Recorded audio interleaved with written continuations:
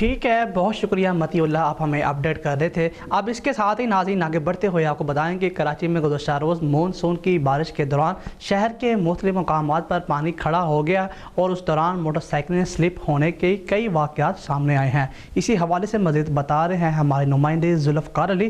ذوالفقار بتائیے گا۔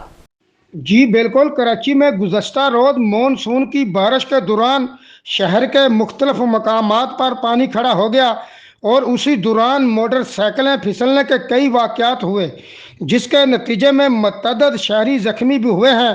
اسی دوران کراچی کے ایک پل پر ایک کے بعد ایک موٹر سائیکل کے گرنے کی ویڈیو وائرل ہو گئی، جس میں موٹر سائیکلوں کو تیز طوفانی بارش میں توازن برقرار نہ رکھنے کے باعث گرتے دیکھا گیا ہے، جبکہ اس دوران قریب کھڑے ہوئے شہریوں کو گرنے والے جو موٹر سائیکل سوار افراد ہیں ان کی مدد کرتے ہوئے بھی دیکھا گیا ہے۔ جی